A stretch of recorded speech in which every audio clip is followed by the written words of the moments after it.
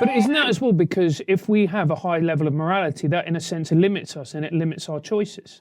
Yes. So people, as I think I talked about last time, I said, why do women like bad boys? People like potentially exploitative men because it's important in a society where many people are potentially exploitative to have some of that yourself. I think also people don't want to be disadvantaged in relation to other potentially exploitative people. And so being exploitative is sort of positional in that sense. You want to be a bit more exploitative than the average person. You want to be a bit less moral or be able to exploit moral loopholes a bit better than the average person, no matter how good you think you are. And we have this moral view. We think that we're more moral than other people. I definitely am. And we talked about vegans last time, and you said you're very funny for a vegan. And I said that, actually. I didn't realize what a backhanded compliment was. But in essence, people think on average that they're more moral than other people. And even if you were to ask them, how moral is somebody like a vegan or Mother Teresa or somebody who never flies or whatever, depending on what your moral views are, you would be likely to say that those people are still less moral than you are, although they might be more moral than the average person. But to get back to your question, this kind of progressive view about malleability, yes, that's part of it. But part of it is also, as I will talk about, I'm giving a talk about this tonight and also in Ghent, is that people really buck against control. So Gina Rippon, who I did a sort of debate against on John Stossel's YouTube, I said, she and I went back and forth. We weren't in the same room, but she wrote a really interesting book, which is called The Gendered Brain, I think. And it's interesting in that there's a lot of sophistry in the book, unfortunately. She's a very nice woman. I think that she has really great aspirations. But her book is terrible. But her book is, I didn't get through the whole thing. I got through about half of it. She's just she's really critical of some fields, and then she's not at all critical of something like stereotype threat, which has not been replicated at all. But in any case, so she says something to the effect of there's no structure or pattern that distinguishes male brains from female brains. And that's not true. If you look at a bunch of different structures in the brain, you can actually distinguish a male brain from a female brain with about 80% accuracy.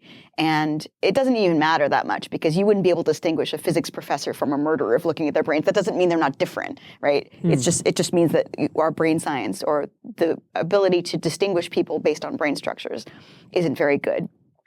But I think that what people are really bucking against as a society is this progressive idea that there are people in power and that there's a hierarchy and they're trying to take advantage of other people. It's all about power in this sense. And I think that something that is really atrophying our ability for science to actually make headway is our desire to not be controlled.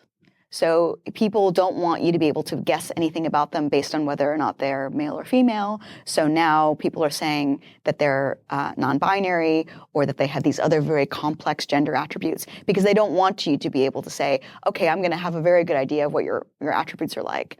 I was even in arguments on Twitter and other social media lately where they said you couldn't actually tell above chance whether or not somebody was likely to have some medical conditions more or less based on their ethnicity. Or if you could, it was because of the discrimination and the social pressures that they faced, actually.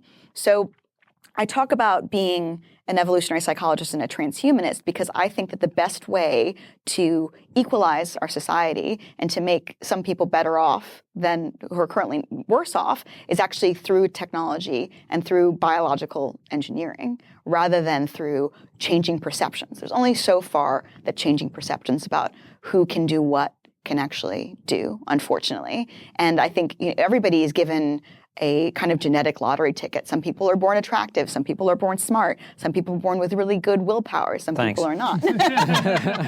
Some people are born with likability, Constantine. Some people are born with that haircut. Yeah. It's a great stuff. But we're joking about it. But to me, there's a really serious side to what you're saying. And the problem that I find with progressivism is you're engaging essentially in a lie. It might be a well-meaning lie, but it is still a lie. And if you are lying about who you are fundamentally, that is a way to make yourself deeply, deeply miserable. I think I get what you're saying, but I don't entirely agree. So I think that there are some things that we can all be deluded about that are kind of important for everybody to be deluded about, right? The idea that you can be anything and do anything on an individual level, this kind of what they call the growth mindset. We are incredibly limited by our genetic potential and the kind of hand that we're dealt when we're born. But if you were to think about that realistically all the time, it would be really bad, right? I don't really think that humans have free will. I think that we live in a deterministic universe, and I think that humans are part of that. But the idea that you can change your behavior, it's true that if you tell people we live in a deterministic universe, they start to think things like it's less important to act morally, or it's less important to be good to other people. So it is true that some degree of self-deception and deception, I think, is good.